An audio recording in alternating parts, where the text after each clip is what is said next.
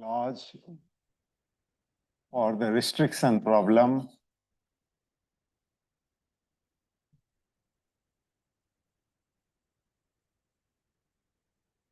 of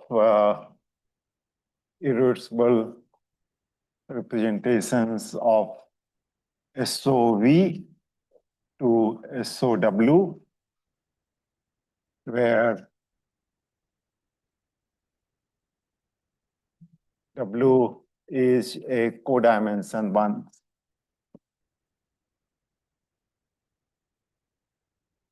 Subspace of V.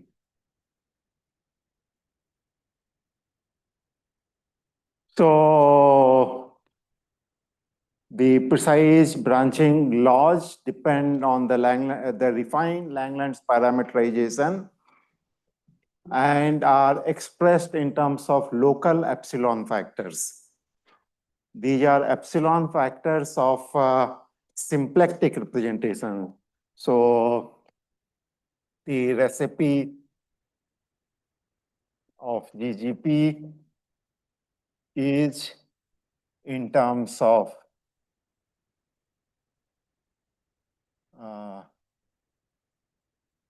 local symplectic epsilon factors.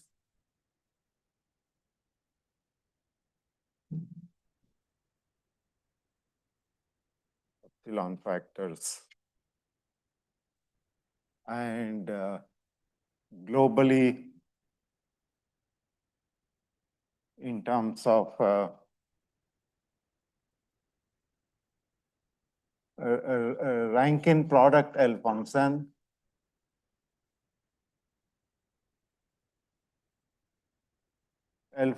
which is of symplectic kind.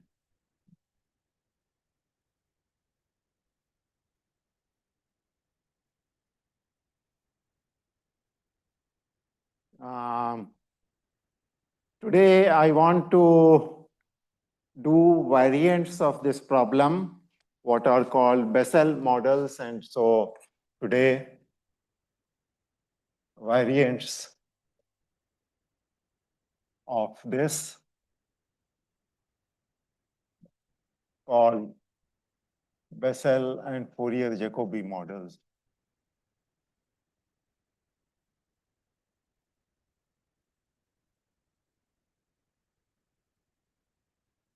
Jacobi models in which we do branching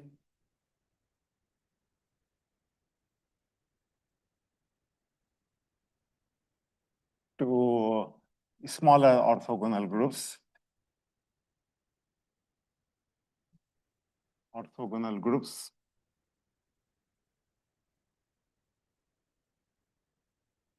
Frightened by unipotent groups.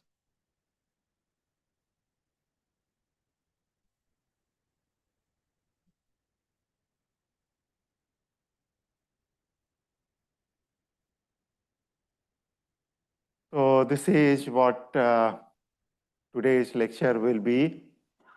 Eventually, all these get related to this, but it may be also of independent interest.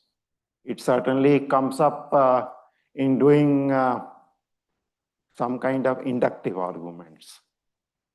So they are very useful. Okay. So, as I said, these are going to be subgroups of the big group, not SON minus 1 inside SON, but they would be much smaller orthogonal groups. But then there is some unipotent part. So, yeah, perhaps I should say that the general scheme of these models will be as follows.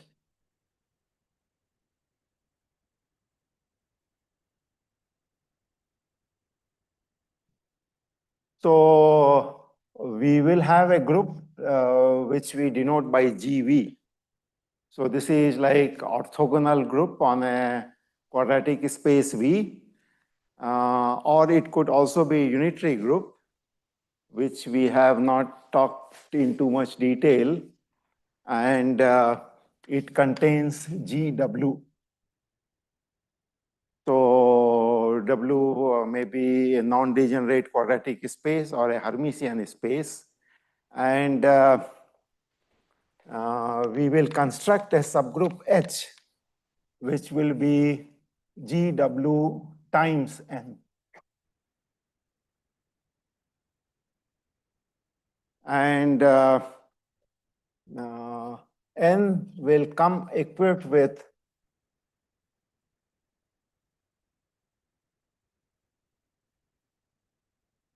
a representation nu from N. No, it's a representation nu, which would be one-dimensional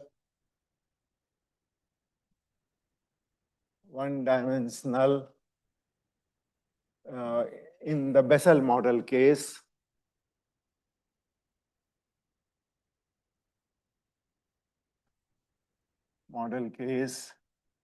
And a Weyl representation in the Fourier-Jacobi case.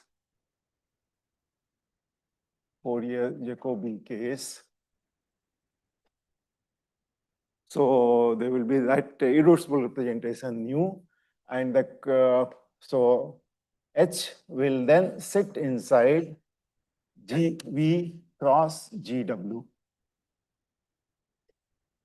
Because H is a subgroup of GV, so this is a subgroup of GV. So H sits in GV, and N is a normal subgroup. So there is a mapping from H to GW. So there is this mapping, and the branching law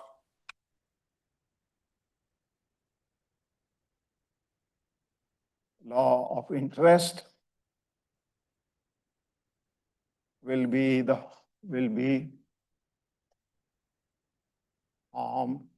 with respect to H of a representation pi V tensor pi W, this one. So in the case that we were studying for SOV cross SOW, this nu is trivial, and we are just looking at when this carries an invariant form. And in the Bessel model, this nu will be a character of H, and we are looking for representations of GV cross GW, which contain nu on the restriction.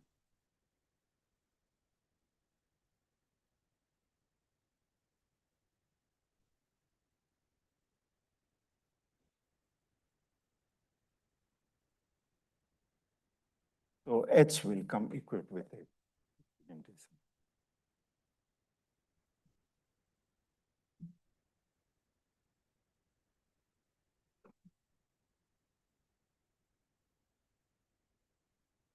Okay, so we will come to Bessel models soon, and then Fourier-Jacobi models. But before I do, maybe I just want to warm up by talking a bit about parabolic subgroups inside classical groups.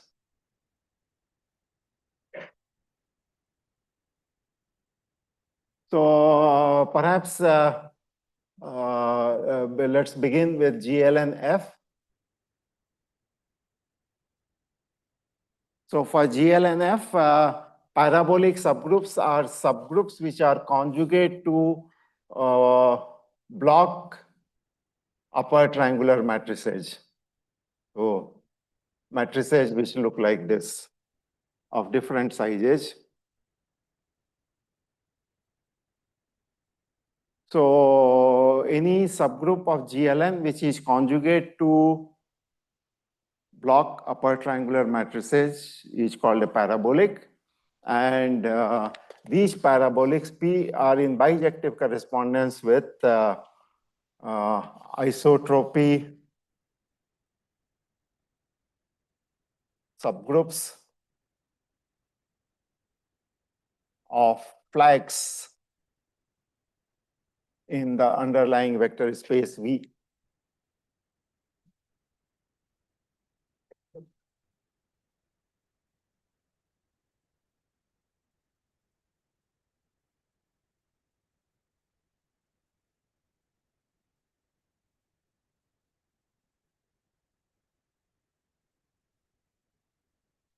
So a flag in V consists of subspaces X1 contained in XR contained in V.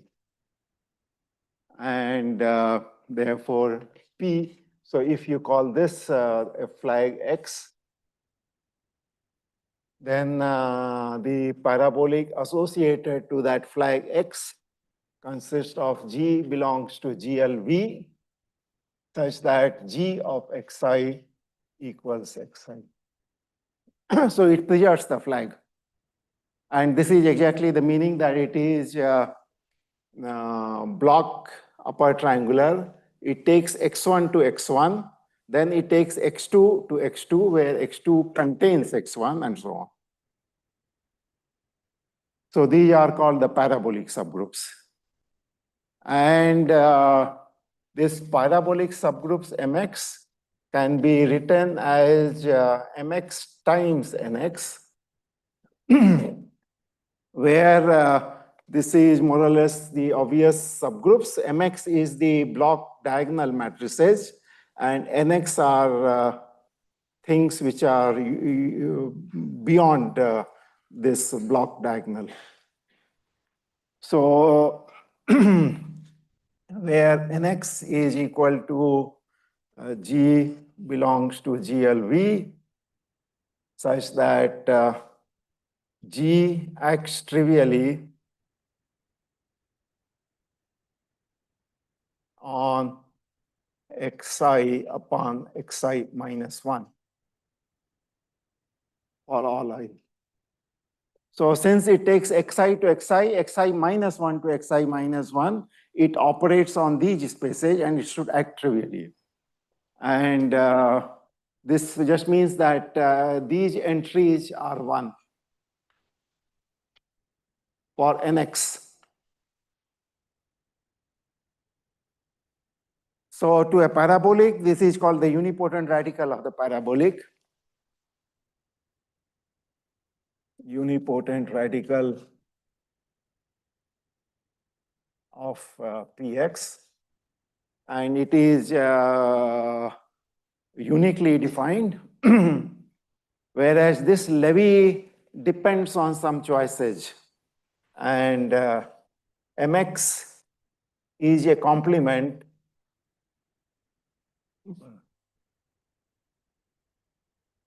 to Nx inside Px. But it is not unique. It depends on some choices, which is basically you have to write capital V as direct sum of X1 plus X2 upon X1 and so on. And that decomposition allows you to define GLX1, GLX2 upon X1 and so on. And so that allows one to define this Levy subgroups. So minimal parabolics have a distinguished place in the subject. Minimal parabolics are stabilizers of what are called complete flags. Complete flags, which means that you cannot increase them. X1 goes to Xn equals V, and dimension of Xi equals I. And these minimal parabolics are called Borel subgroups.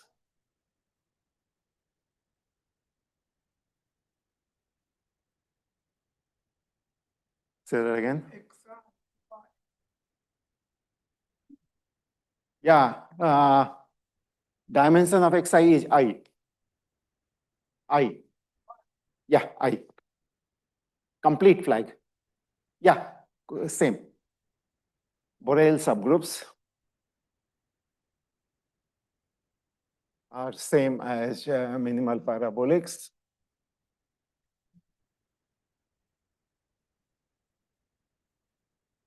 And they are the group of exactly upper triangular matrices.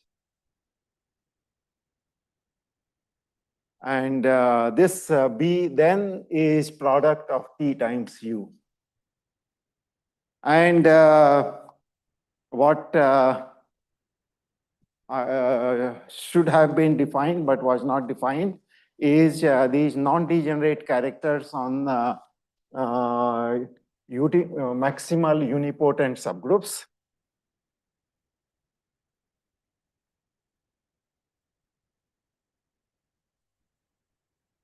So psi from U to C star is called a non-degenerate character,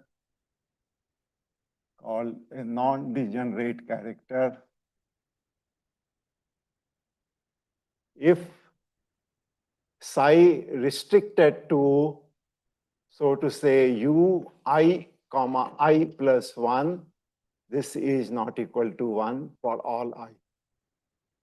Where ui I plus 1 is the this matrix 1, 1, 1, zeros here and zeros there, except for a 1 like this here.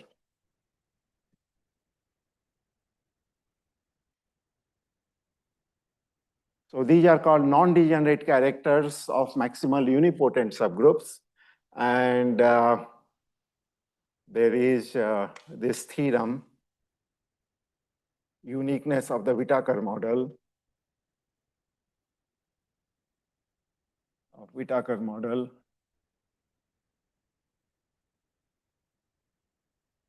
Which says that pi comma psi with respect to u, this dimension is less than equal to 1. And then there is this definition, representations pi for which dimension of the Hom space equals 1 are called generic representations.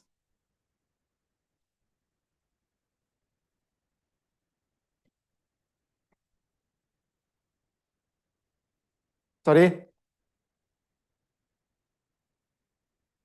It need not be. I mean, this definition is general, but yeah, for multiplicity 1.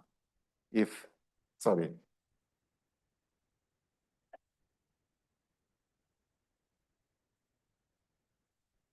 Sorry.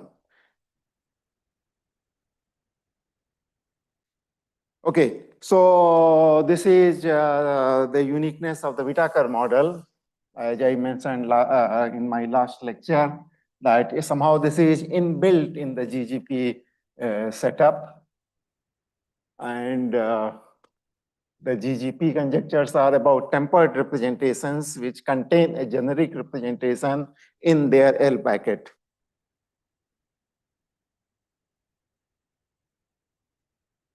Good. So this is the story for GLN. And for classical groups,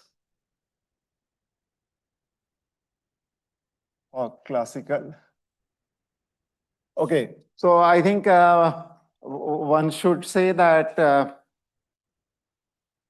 if one was looking at GL2, then the only non-generic representation is a character. So, in my second lecture, I gave you an enumeration of all irreducible representations of GL2. And the only one which is non-generic is is one-dimensional twist of a trivial. So somehow generic representations for GLN are also generic in the sense that most representations are generic.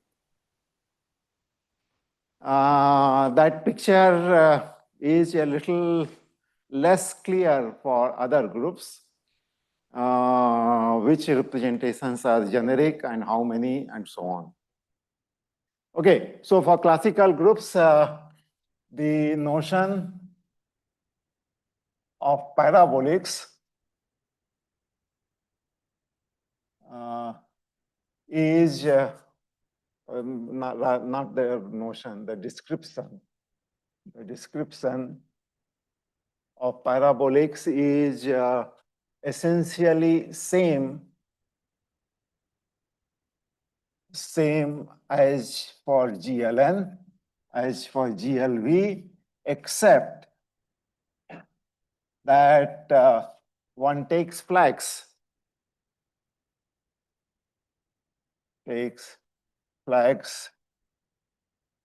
X1 contained in XR, for which each Xi is isotropic, i.e.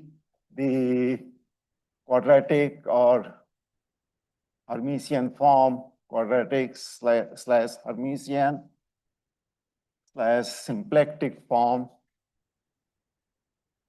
Symplectic forms are identically zero on them.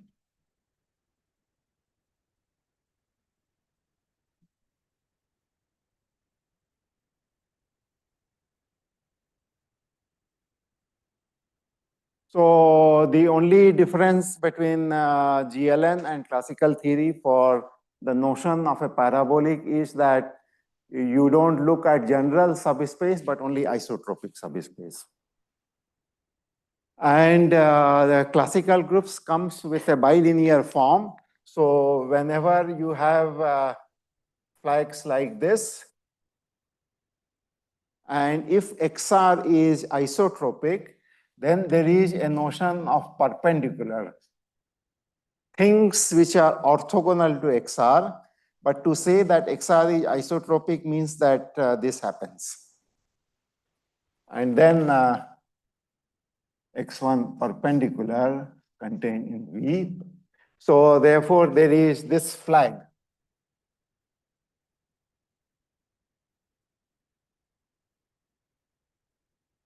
And if this flag is maximal in the sense that the dimension increased by 1 and you cannot put anything more, then this will be minimal parabolic or the Borel subgroup. And once again, similar to this notion of non-degenerate, one can define non-degenerate characters on unipotent radical of minimal parabolics and uniqueness of the Whittaker model. Okay, so this is roughly the geometry of classical groups. And in fact, we will be looking at maximal parabolics. So I now come to Bessel models. Bessel models are defined for W contained in V, a non-degenerate subspace of odd codimension.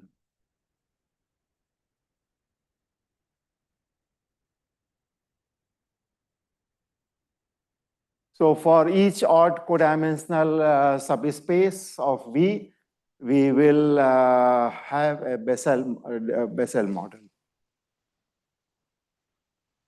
which means that we will fatten this isometry group of W with a unipotent group, which will be how that definition will work. Okay, so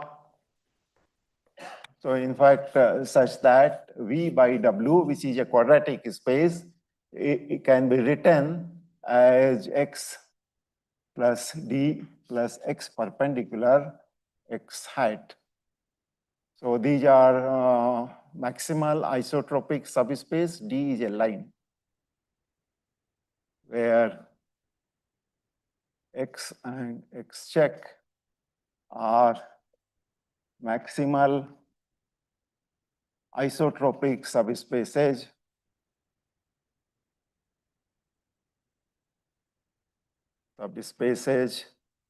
of V by W. So,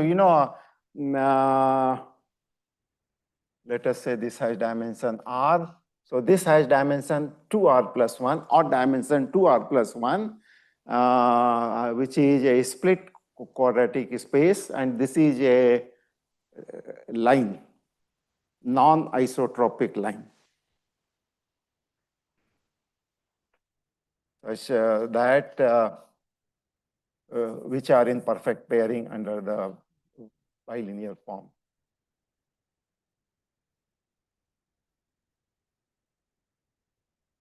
In perfect pairing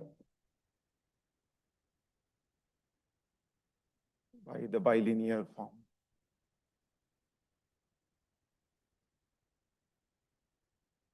And D is a line which is non-isotropic.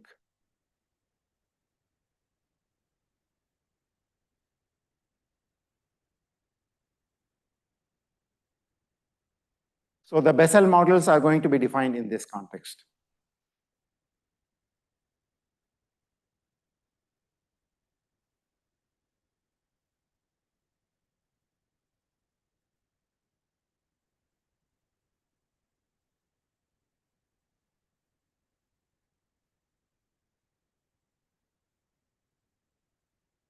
So in this case, we can write V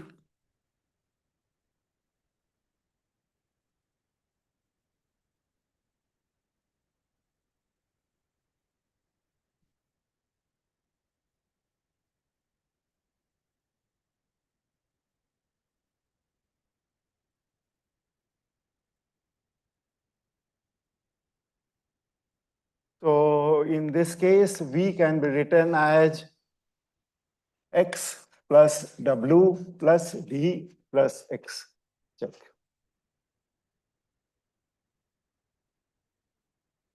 Where your W is odd codimensional subspace, whose perpendicular is a split space, and this D is a non-isotropic line.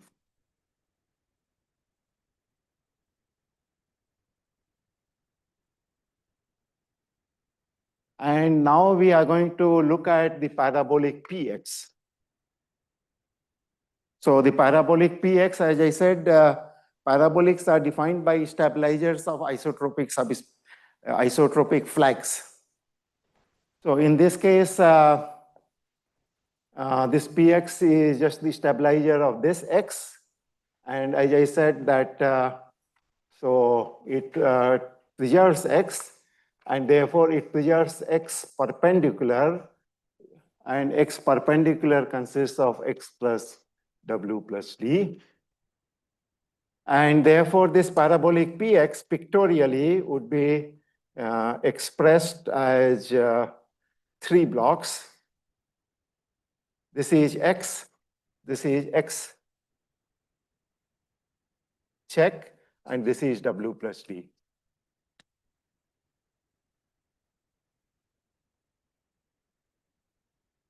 And in this case, the Levy subgroup MX is GLX cross SO of W plus D. You know, X and X check, once you are given a transformation on X, then it gives rise to a transformation on X check. And in terms of matrices, if you are having a matrix in this block form, then it is G something and G transpose inverse. So this is MX.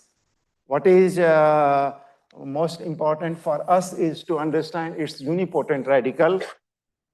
And the unipotent radical are matrices which complement the parabolic by this MX.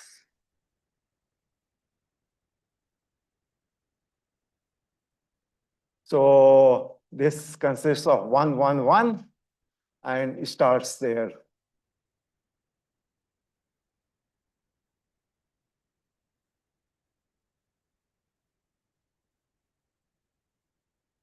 So as I said that because of the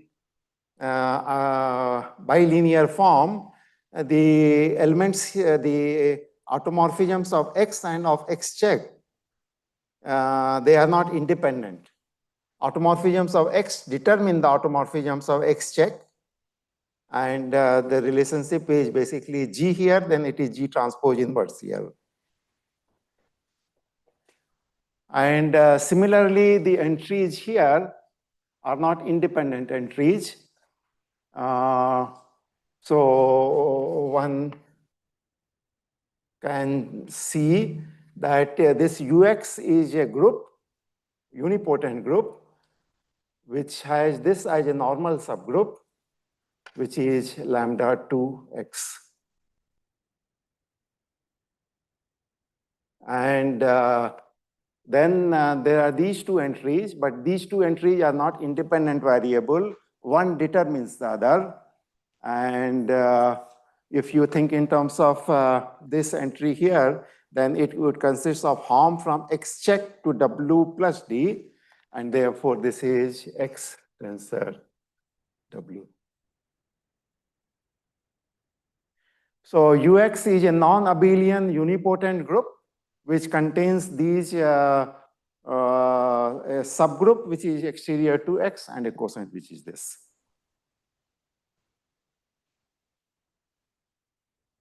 So what we are going to do is to construct a character of UX. So the way these Bessel models are created, just like in the Whittaker case, you created a character of U which was somehow non-degenerate. In the Bessel model, one is going to create a character of the maximal of unipotent radical of a maximal parabolic. So these are minimal unipotent groups and of a particular kind.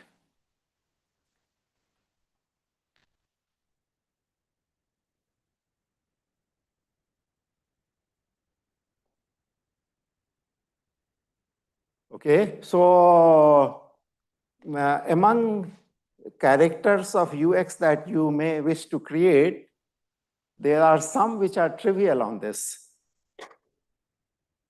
They are kind of easier objects, and therefore they correspond to characters on this abelian group. So for Bessel models,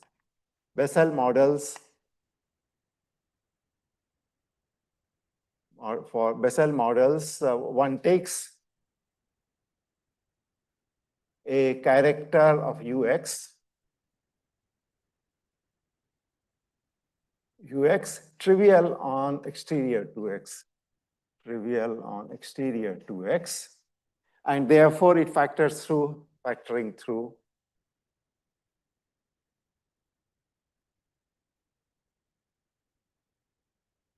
X tensor W plus D.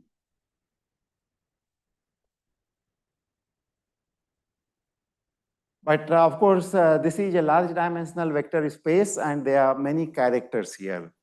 One takes kind of the simplest character, which is, so we will take this to be a character on X tensor with a character on D. And this goes to a mapping to F. So these are vector spaces over F. I am looking at a linear form. So Lx is any non-zero linear form from X to F. LD is a linear form from W plus D to F, trivial on W,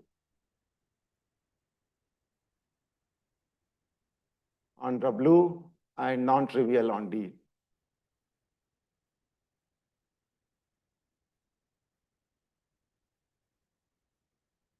So this way we have created a character on this unipotent group.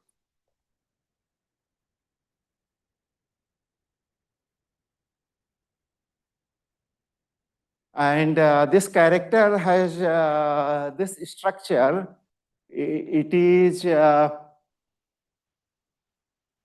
trivial on W, non-trivial on D, and on Lx it is just a linear form. And what we are interested in is to understand the stabilizer of this character in the Levy subgroup. So, you know, this is a character of Ux, which is a normal subgroup. The Levy subgroup operates on Ux. And you have given a character. And the question is, what is the stabilizer of this character in the Levy subgroup? So the way this character has been created, on W, it is taking the value 0. So SOW is certainly in the stabilizer. And then the stabilizer inside GLX is the stabilizer of this linear form. Stabilizer of a linear form is like stabilizer of a vector, which is what is called a mirabolic subgroup. So let M X, no, this is not a good notation.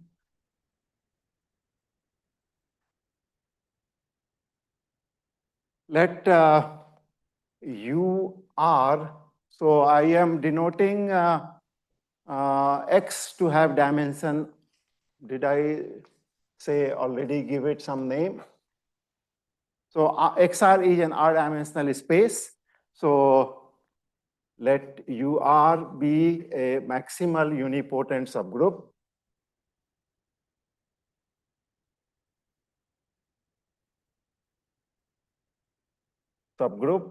Of GLXR contained in the stabilizer of the linear form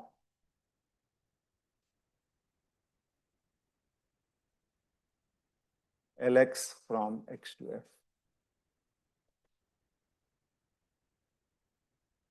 Stabilizer of a linear form on X is a mirabolic subgroup. Yeah, maybe I should say this is one of the very much encountered subgroup, mirabolic subgroup inside GLN, GLR.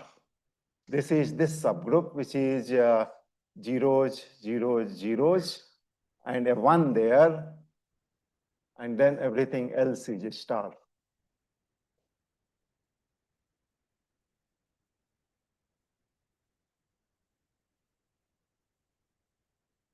This is the mirabolic subgroup.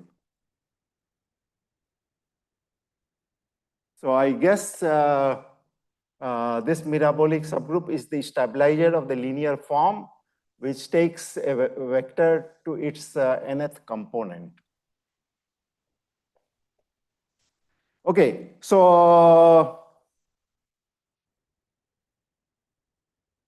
you have a, okay, so to backtrack, we have constructed a linear form on Ux whose stabilizer in Mx is orthogonal group SOW here, and inside this it is a metabolic subgroup. And then inside the metabolic subgroup, we are looking at a maximal unipotent group together with a character.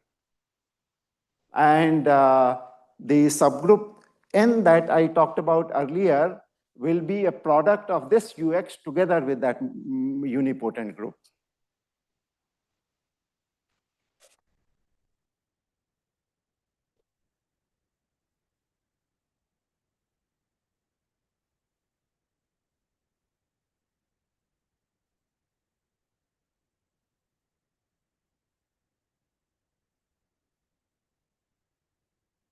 So inside SOV, I am constructing this subgroup SOW times N, where this N is U R is what I denote times Ux. So where Ux is the unipotent radical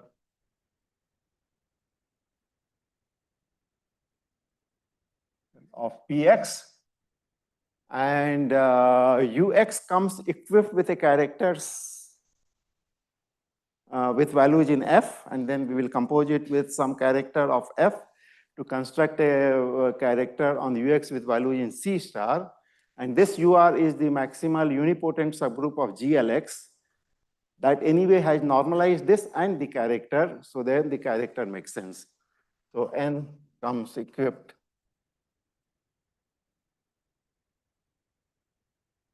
with a linear map from UR to F and UX to F, which glue together, which define a map from N to F, and then from F you will take a fixed character to C star to construct a character on N.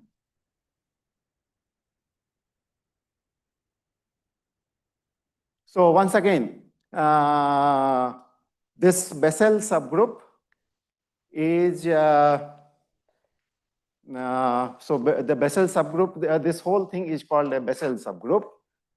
It has a certain reductive part and a certain unipotent part. The unipotent part is a product of unipotent radical of a maximal parabolic, which has a GLX part in which you take the maximal unipotent subgroup.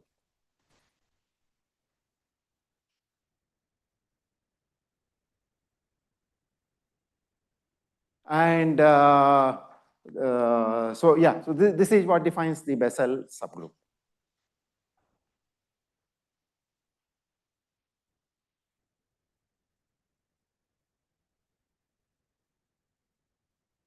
If X was maximal isotropic subspace, then this construction should give you the Whittaker model. Because then there is no, so suppose we are looking at SO2n plus 1, and the maximal isotropic subspace has dimension n, then the parabolic will have Levy, which will be GLN.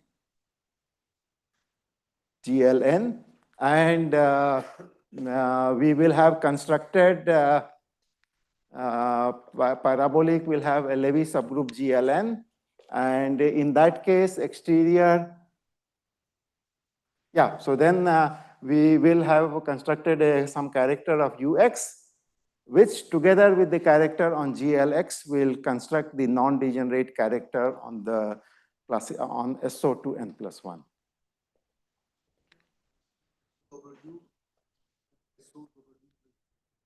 Yeah, because we are looking at a linear, the character on Ux. So you see the Ux has this structure Ux has this structure. We are looking at characters which are trivial on this, so they become characters of this. On this, we are taking a character which is trivial on W and non-trivial on that. And the stabilizer of that character inside SOW plus D is SOW.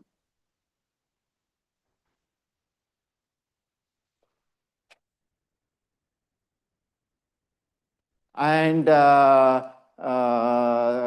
this character, it is tensor product of a character on X and of this. And on X, its stabilizer is a metabolic subgroup.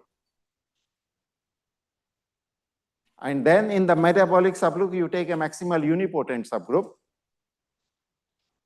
And you take that character together with this character. They make sense because the previous character is normalized by this subgroup.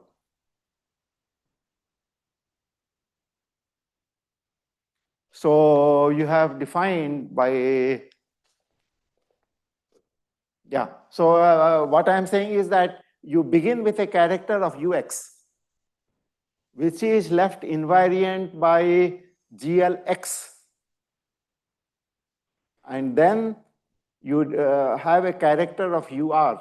Then you define a character on this product by the non-degenerate Whittaker character on GLR that I defined earlier. And on this, and they together, because this group normalizes this character, it becomes a character on this semi-direct product.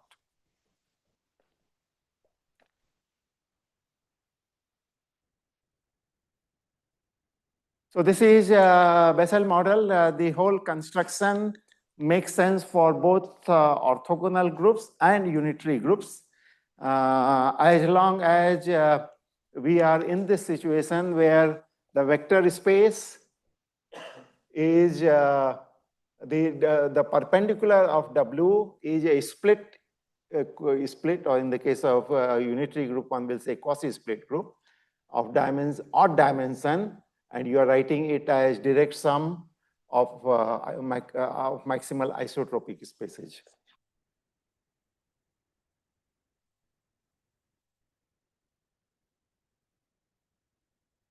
Sorry?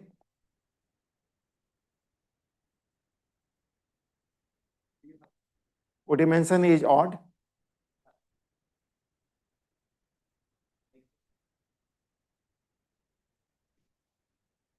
No, I mean, you may have a subspace W of codimension 2, and orthogonal complement may be split, and then you will construct some characters, but then the stabilizer will go down.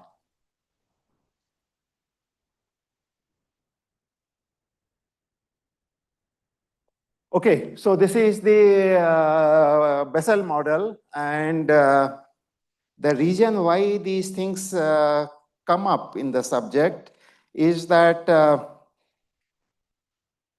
when you are trying to study a problem from SON to SON minus 1, it reduces itself to a problem of Bessel model in some cases. And so I come to that.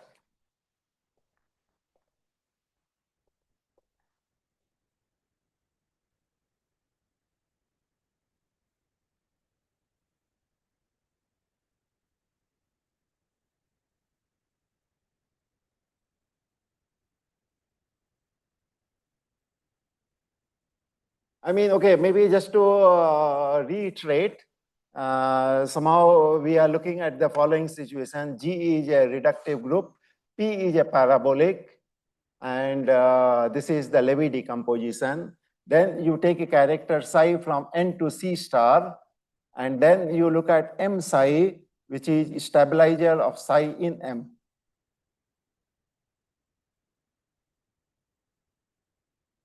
Inside M. And in our case, this M psi, the stabilizer of the character, is SO W cross metabolic.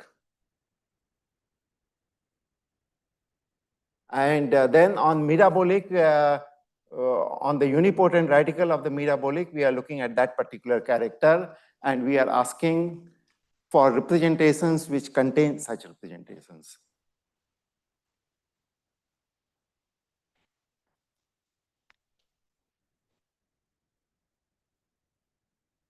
Okay, so here is the theorem which underlies the interest in Bessel models.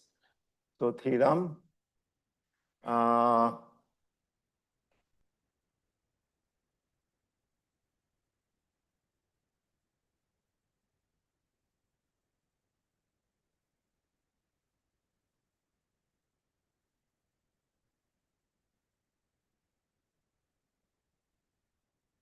So W a codimension 2R plus 1 subspace of V such that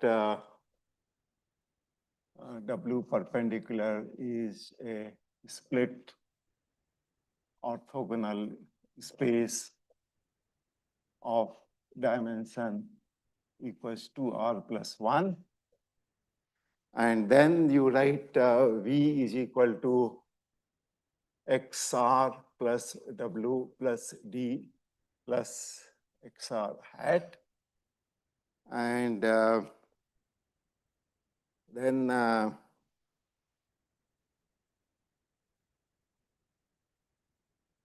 so this H is SOW times N.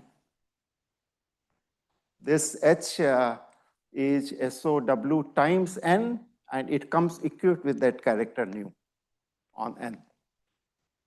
And we are looking at pi V tensor pi W.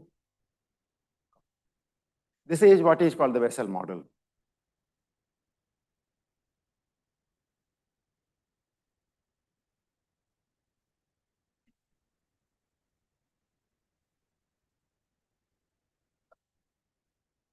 And this statement is that this Helm space, so you know this is a Helm space between this is SOV, SOW, which is much deeper subgroup than codimension 1.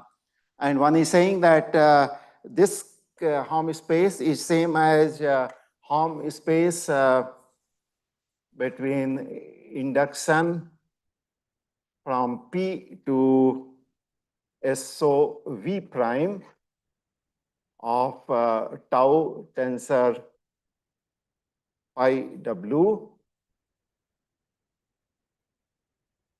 So there is an external tensor product pi V 1. And this is for SOV, where V prime is V plus D minus. So, you know, to any quadratic space, there is another quadratic space called its minus, on which the quadratic form is the negative of the quadratic form. And D plus D minus is a split space. So, this is a quadratic space which contains SOV as codimension 1. So this is the branching laws of the last lectures. And I have to say what is tau. And yeah, so this one is same as XR plus W plus W plus W minus plus XR check. And this one is a split quadratic space, and therefore I write it as XR plus 1 plus W plus XR plus 1. Check. So this decomposition allows you to construct a parabolic, which is here. PR plus 1, P of, let's say, XR plus 1,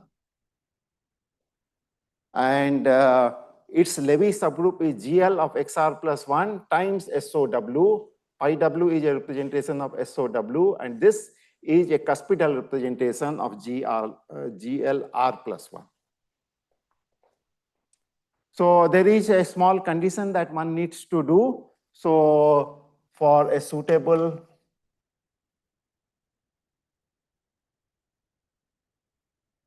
choice of a supercuspidal representation,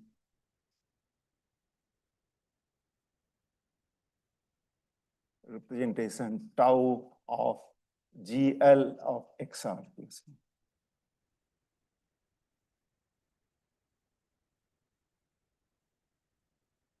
So this Bessel period is equivalent to what one calls linear periods.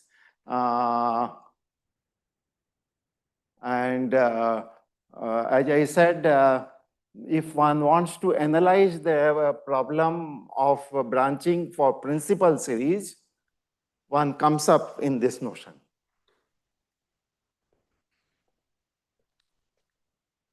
Okay, so one of the corollaries of this theorem is the uniqueness of the Bessel model.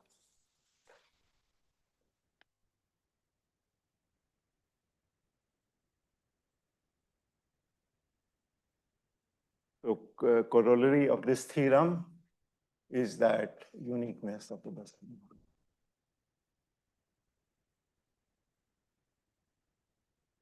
Bessel models follows. Because we know that the right hand side is less than equal to 1, and therefore the left hand side is less than equal to 1. So also, not only it says less than equal to 1, but it also says that whatever is the branching law here is the same as the branching law there. And if you remember, the branching laws for orthogonal groups were defined in terms of looking at the parameter and decomposing the parameter in terms of part which has the same parity as the original one. And the parameter associated to a principal series tau tensor pi W is parameter associated to pi W plus tau dual. So parameter of a principal series such as induction from P to G of tau tensor pi W is equal to tau plus pi W plus tau check.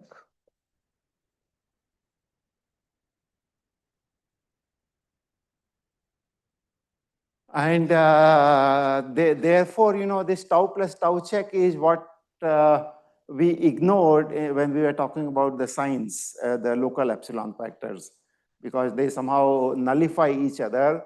It is only those which appear of the same parity inside here matter. And therefore, for Bessel models, the recipe that one has can be reduced to just the parameters contained inside W. So the tau is a supercuspidal representation, and we will assume for this that tau and tau check are different. Yes, but there must be some dependence of mu. No, this tau is arbitrary. Somehow the supercuspidal representation doesn't play any role. I think basically the point is that a supercuspidal. Yeah. Basically, because a supercuspidal representation restricted to a mirabolic subgroup is independent of supercuspidal. That is a observation of Bernstein-Jelvinsky, that the restriction to metabolic is determined by its derivatives, and the supercuspidal has only one derivative, which is the top derivative, which is the Whittaker model. And therefore, in this game, what shows up is its restriction to the metabolic. There is no tau. No, but it is independent of tau. I mean, there is no nu.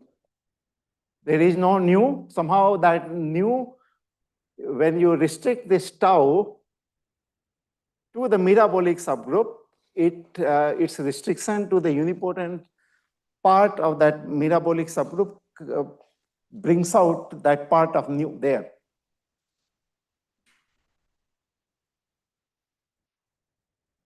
Yeah. So there is no nu there, indeed. This is for any nu, and this is for any tau.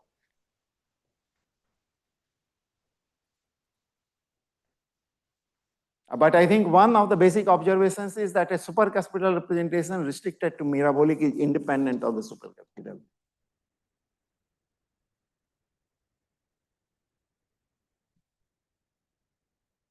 And yeah, so I am not able to say why. So nu has two parts, one on the unipotent radical of the Borel of GLX and one on UX. And somehow that character of UX anyway is, somehow psi doesn't, it is a kind of, it plays a dummy role. Okay, so yeah, I was just saying that GGP conjectures for SOV cross SOW in the case of Bessel models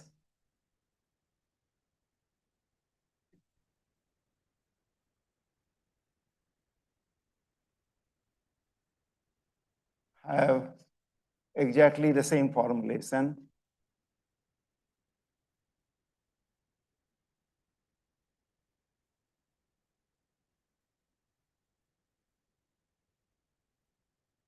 And the GGP in what is called basic case.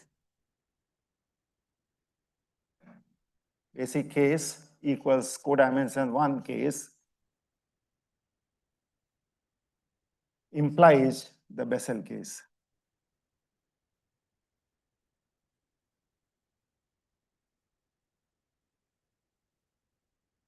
Meaning that you will have a parameter associated to SOV, a parameter associated to SOW, and then you define epsilon factors as it was done last time, and they will pick out some pure inner form of SOV and SOW and representations thereof, which will be the ones which will carry the Bessel model. And I'm saying that all that follows by looking at this theorem.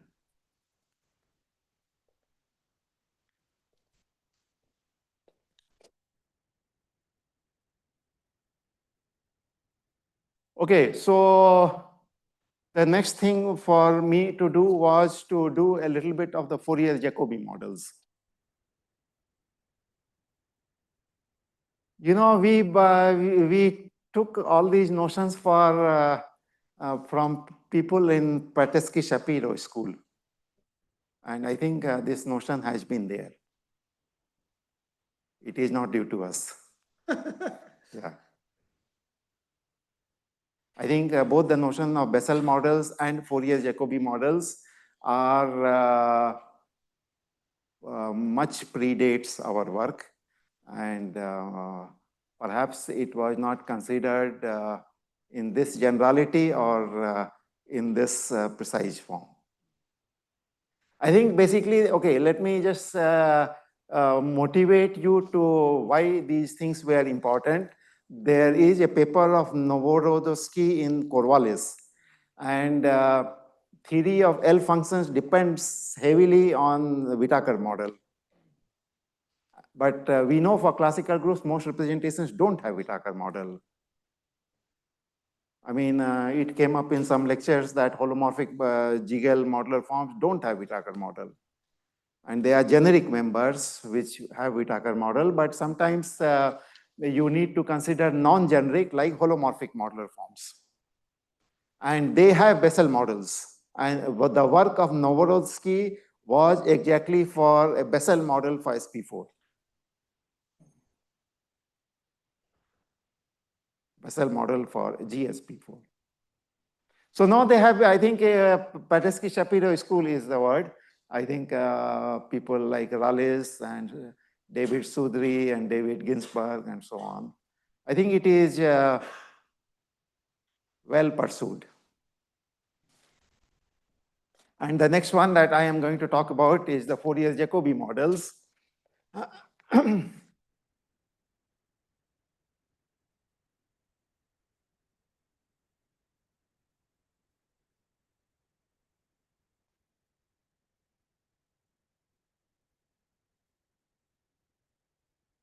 So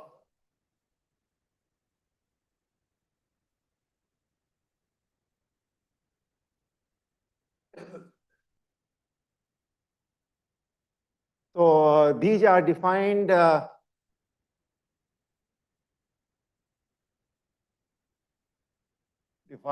for even codimension subspaces.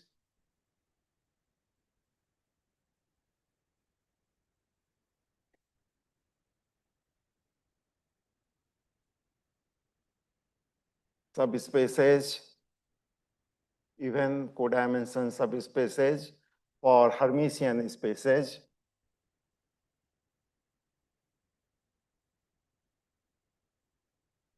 Or for symplectic subspaces.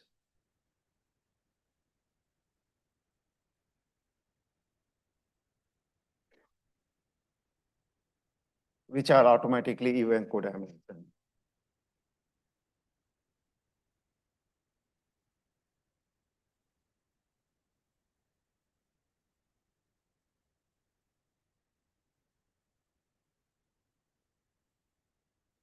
Okay, so I think I may not give you a very complete description.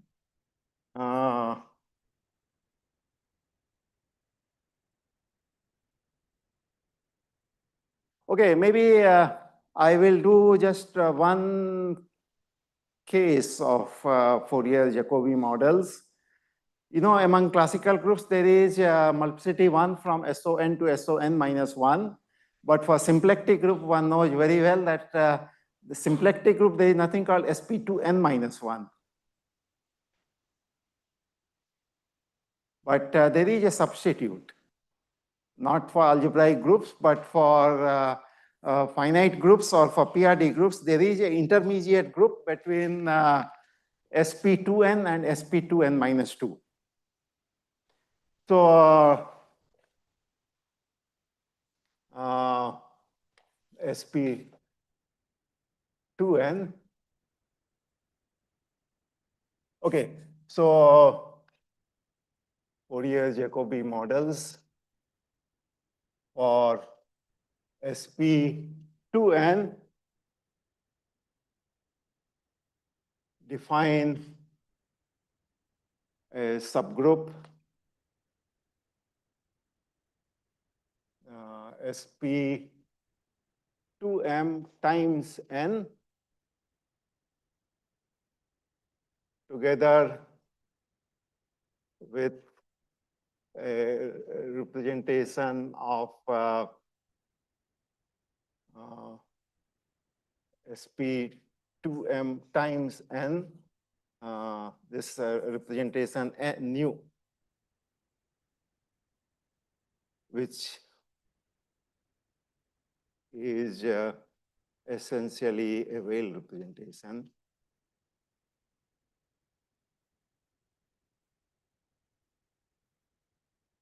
Okay, so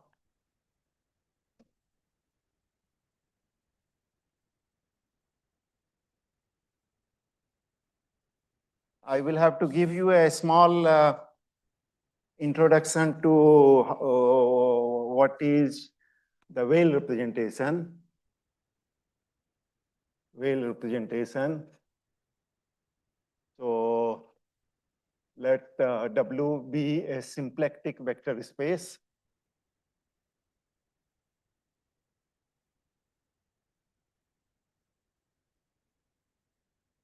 And HW the corresponding Heisenberg group.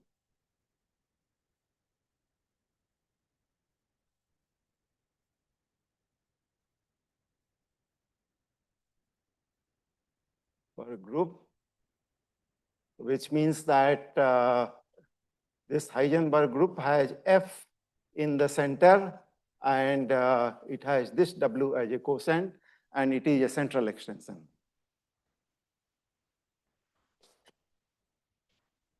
And then if fix psi from F to C star,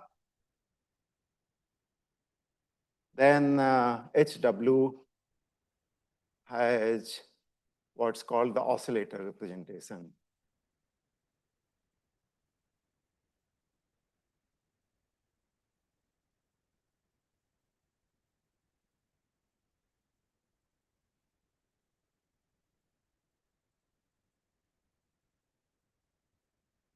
On which f x by psi. There is one and only one irreducible admissible representation of the Heisenberg group on which the center operates via the character psi.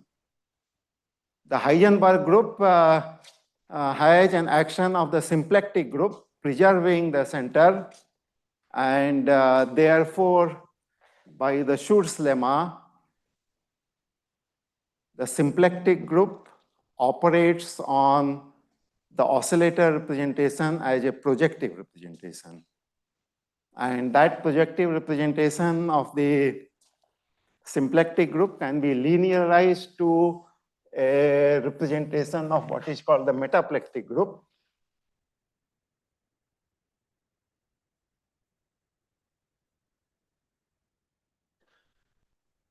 So by uniqueness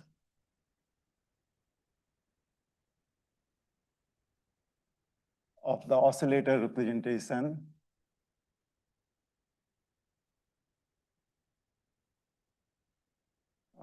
there exists a projective representation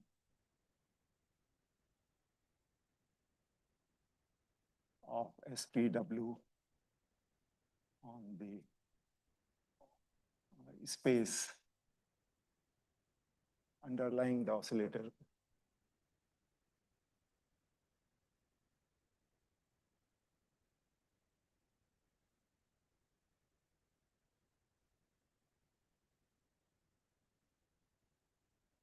So thus the oscillator representation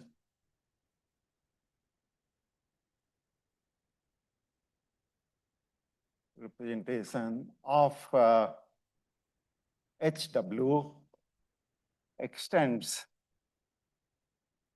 to a representation of the metaplectic group MPW times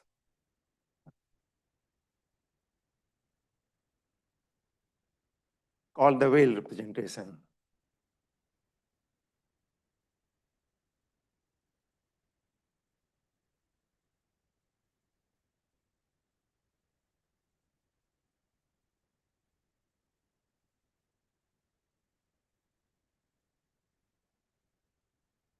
So this is exactly what one does if one wants to discuss the Fourier-Jacobi model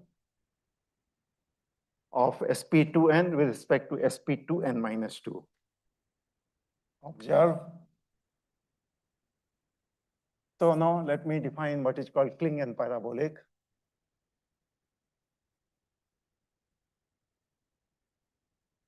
Parabolic inside SP2N.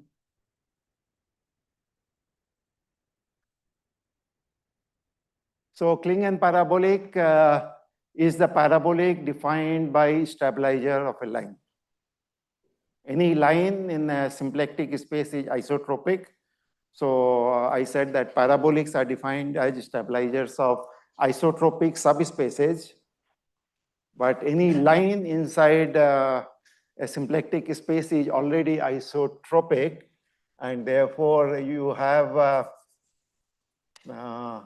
line E, and it is contained in E perpendicular. This is contained inside your symplectic space W, no, V, and this W is E perpendicular upon E, symplectic space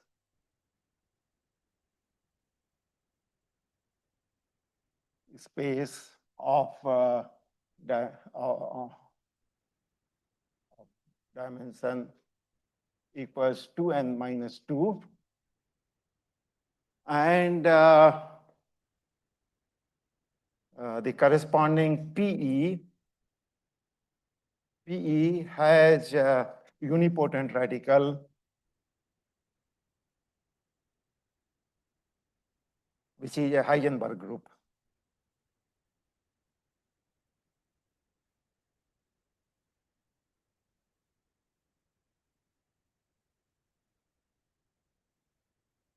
So in this case, this is exactly what I was discussing. You have a group which looks like this. 0 is here. This is SP of 2n minus 2. And there is this, and there is F there. And this is your subspace W. This is subspace W star. And the unipotent radical is just the Heisenberg group. And this action is the standard action on the Heisenberg group. And we have constructed, thus the Weyl representation constructs you a representation not of SPW cross the unipotent radical, but of MPW. And this allows you a branching problem from SP2n to MP2n minus 2. So whatever we said,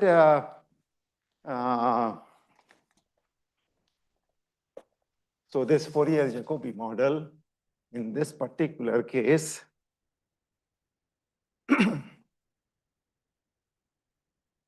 so pi V tensor pi W, but this is going to live on the metaplectic group nu and harm with respect to H, which is H is SP MP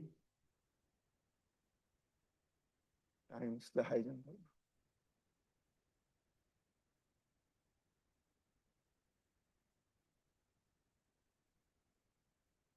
And this nu can be written to be the oscillator representation omega psi.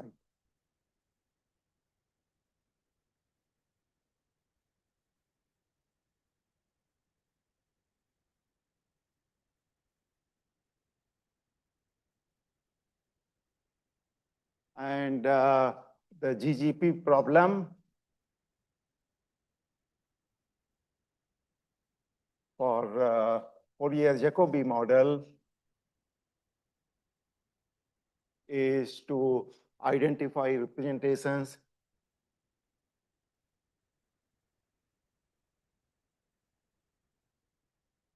of SPV cross MPW, which for which the above Helm space is non-zero.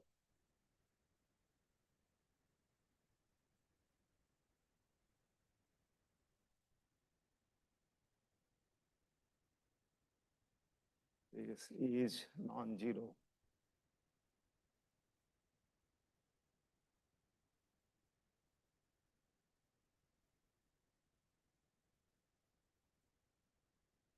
So one proves that this Helm space is less than or equal to one-dimensional, and it has a similar formulation as GGP conjectures in terms of epsilon factors of symplectic root numbers.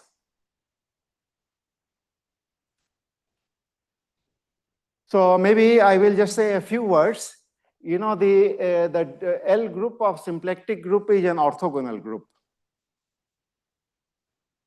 And somehow the metaplectic group is not a linear group for which the Langlands program is usually discussed. But for many purposes, the metaplectic group is closely related to odd orthogonal group. Metaplectic group is closely related to odd orthogonal group, whose L group is a symplectic group. So there is L group which is symplectic, the L group which is orthogonal, and once again the tensor product allows you to come up in a symplectic context of whose root numbers are exactly the ones which dictate the branching.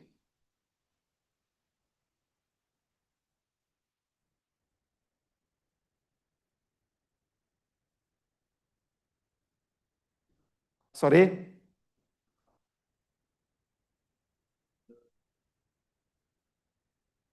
Yeah, so I think the way it is being said, you know, we have GV cross, let's say, G tilde W, and H is equal to G tilde W times N, and this mapping from G tilde N, G tilde W to N is the mapping from G tilde to GW times N, and that G tilde goes to that G tilde. And yeah, so on this one, we have constructed omega psi, and then the formalism that we were talking about, Helm of pi v tensor pi w tilde omega psi with respect to H. This makes sense.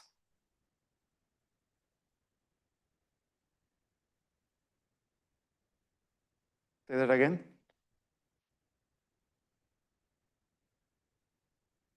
In GV is GW times N, whereas the image of H in G tilde W is G tilde W.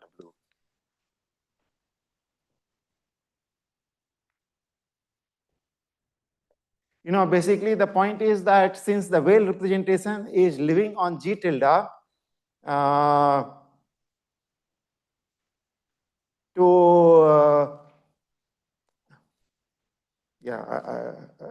this formalism is good. I guess I'm more or less end of my time. I wanted to do an example for GL4 where all these concepts come together, and but maybe I spare you that. So thank you for your attention.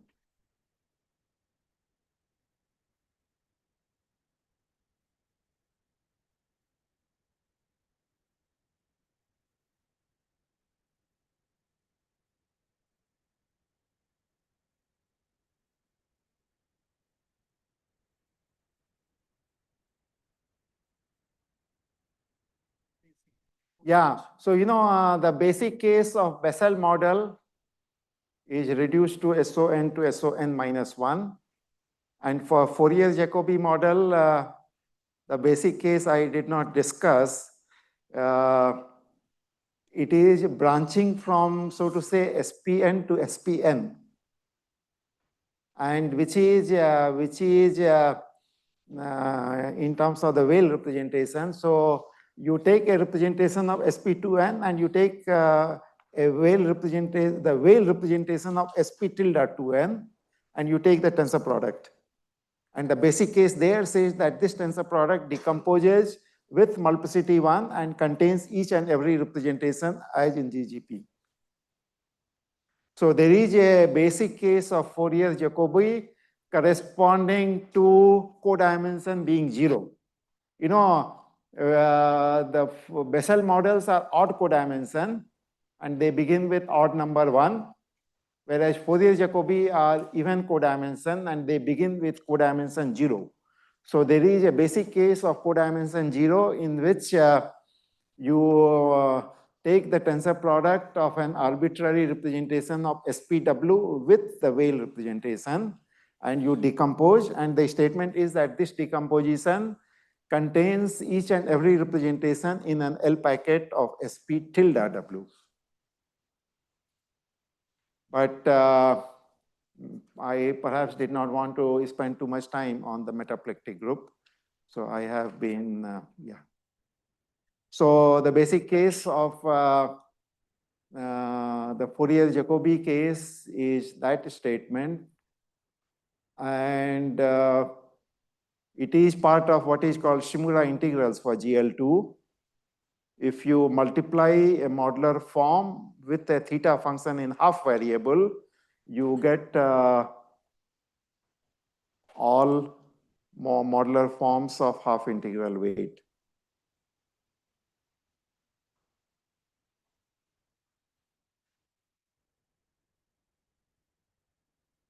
I think there is some integral of a modular form against it. There is some mistake. Yeah, I forget.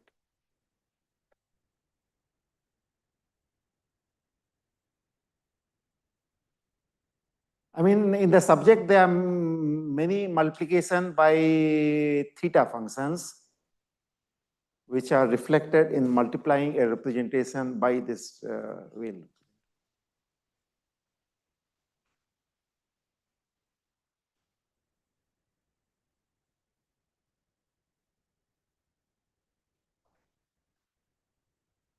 In the theorem, yeah.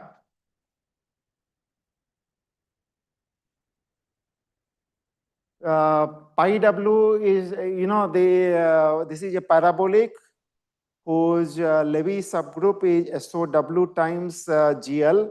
This is that SOW and this is the GL. And as I said that I will take this tau to be not self-dual. And then I believe